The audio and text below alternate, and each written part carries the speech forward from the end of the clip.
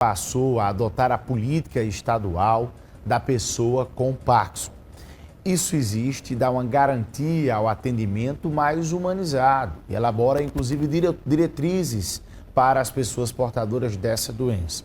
Sobre esse assunto, eu converso agora com o médico cirurgião, doutor Andreu Batista. Acertei o nome? É André ou Andrei? Certinho. Certinho? Andreu.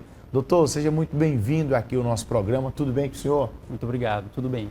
Muito se escuta falar em mal de Parkinson. As pessoas falam mal de Parkinson, Parkinson para lá, doença de Parkinson. O que é o Parkinson, na verdade? Bom, a doença de Parkinson, que é como a gente convenciona chamar, é uma doença neurodegenerativa, é a segunda mais comum do mundo, fica atrás apenas do Alzheimer. E ela decorre da perda progressiva de um conjunto de células localizadas no interior do cérebro. Essas células estão localizadas numa região chamada substância nigra e ela é responsável por produzir uma substância chamada dopamina. Essa dopamina é um neurotransmissor que é responsável por, entre outras funções, regular os movimentos. Então, quando a gente tem uma queda nos níveis de dopamina no cérebro, a gente tem uma lentificação desses movimentos, que é um dos sintomas, uns sinais cardinais da doença de Parkinson. E aí, além dessa lentificação dos movimentos, a gente tem o tremor, que é muito conhecido por todos, e a rigidez dos movimentos, né? Isso são os sintomas motores da doença. Porém, existem sintomas que são não motores. A doença de Parkinson, como outras doenças neurodegenerativas, pode cursar com algumas outras manifestações que não são apenas problemas motores. Por exemplo, o intestino preso, alterações do olfato, por exemplo, que podem surgir muito antes do aparecimento dos sintomas motores. Pacientes, às vezes, uma década antes dos sintomas motores, podem ter uma diminuição do olfato. Isso é um sinal precoce da doença de Parkinson.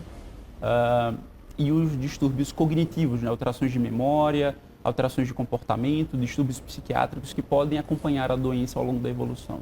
Doutor, qual o perfil do indivíduo para, hoje em dia, que mais chega ao consultório, que vai ter que fazer ali um procedimento cirúrgico, qual o perfil de um forte candidato a essa doença? É algo genérico? São as nossas práticas diárias? Queria que o senhor explicasse para a gente. Muito bem. Primeiro, não existe uma causa bem definida para a doença de Parkinson. A gente sabe que existe uma predisposição genética em alguns indivíduos. Em alguns casos, a gente até consegue identificar algumas mutações que mais provavelmente vão desencadear sintomas ao longo da vida, mas não existe uma causa. Obviamente, existe uma predileção por um grupo, né, que são os pacientes mais idosos, principalmente a partir dos 60 anos de idade. Já é alerta a partir dos 60. Isso, exatamente. E existe uma pequena predileção pelo sexo masculino. Os homens têm uma chance e meia a mais vezes de ter a doença, desenvolver do que as mulheres. Então, ali a partir dos 60 anos, quais são os sinais que nós devemos observar? Existem outras doenças, que são doenças ali que nós já observamos alguns sinais já conhecidos. Essa é uma doença não tão conhecida e não tão presente na vida do povo brasileiro. Mas quanto à questão relacionada aos sinais, que o senhor, enquanto especialista da área, já alerta quem está em casa? Sim. É muito comum que as pessoas lembrem muito do tremor, né, quando se fala de doença de Parkinson. Isso porque, de fato, esse é um sinal que chama muita atenção. Porém, a rigidez muscular, né, uma rigidez das articulações, uma dificuldade de executar os movimentos e uma lentificação desses movimentos também devem chamar a atenção para o diagnóstico da doença de Parkinson. Seria uma espécie de você tá querendo, quero pegar esse copo com água aqui, eu dou o comando no meu cérebro, mas meu braço não vai, algo parecido nesse não sentido? Não significa que não haja força, mas o movimento ele não é executado na velocidade em que deveria. É o famoso delay de executar aquilo que você pensa, né? Isso, exatamente. E aí, doutor, a questão de tratamento, é cirúrgico, é parte clínica, como é que funciona isso? Bom, uma vez dado o diagnóstico de doença de Parkinson, o tratamento ele é inicialmente clínico. A gente trata a doença de Parkinson com medicamentos.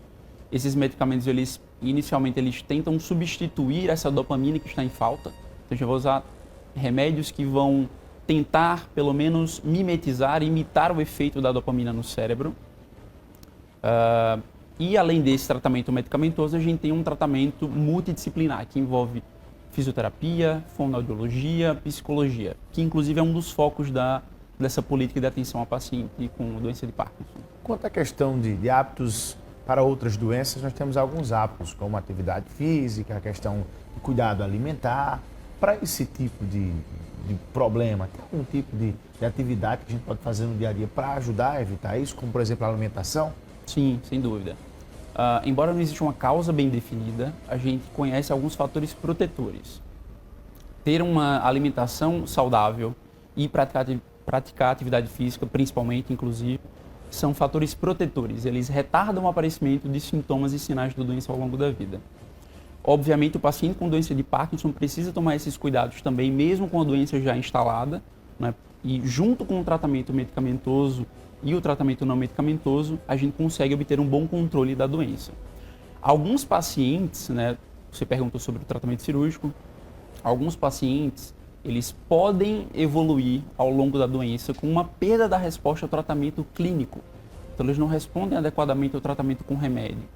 E alguns pacientes, então, vão precisar do tratamento cirúrgico.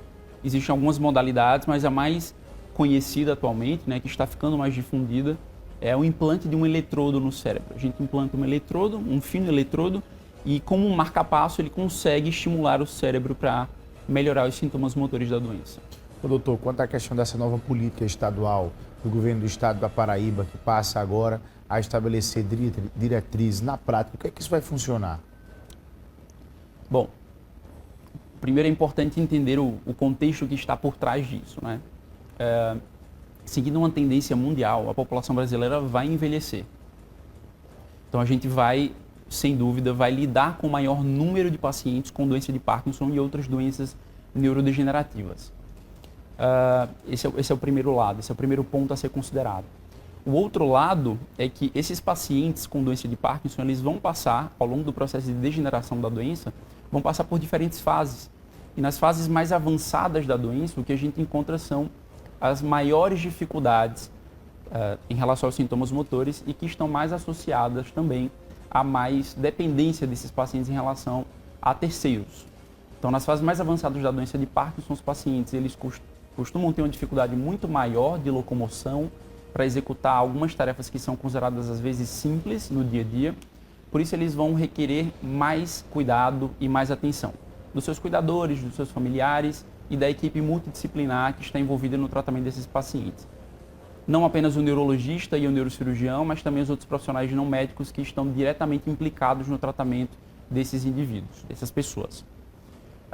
Entendendo isso, esse contexto que implica em maiores gastos, maior necessidade de atenção, vem havendo um esforço no Brasil para a criação de políticas para essa população, para esse grupo de pacientes. Aqui na Paraíba agora, graças à Lei 13.313, a gente consegue trazer isso mais para perto da nossa realidade, de maneira que nós conseguimos valorizar mais os pacientes com doença de Parkinson, entender melhor as suas necessidades, porque se nós conseguimos prestar mais atenção a isso, né, e melhorar o acesso e a qualidade dos serviços que são oferecidos a esses pacientes.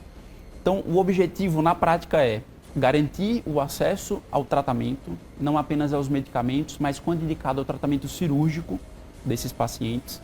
E, além disso, o tratamento não medicamentoso envolvendo o acesso à fisioterapia, à psicologia, à fonoaudiologia, além dos profissionais médicos que estão envolvidos no tratamento. Doutor, muito obrigado. Nós queremos agradecer ao senhor pela sua atenção conosco, colaborando para um debate tão rico e tão importante em relação à questão de Parkinson.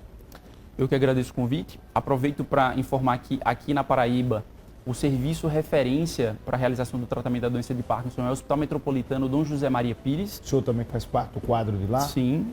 E no Metropolitano nós conseguimos oferecer o tratamento integral a esses pacientes, inclusive com um tratamento cirúrgico com implante do eletrodo. Dar um grande abraço para todo o pessoal do hospital, que vem a ser inclusive uma referência para todo o Brasil quanto a essas questões neurológicas, questões cardíacas também. Um hospital que é um hospital da rede pública, do governo do estado da Paraíba, Secretaria de Saúde, que sem sombra de dúvida faz um grande trabalho aqui no estado da Paraíba. São 7h20.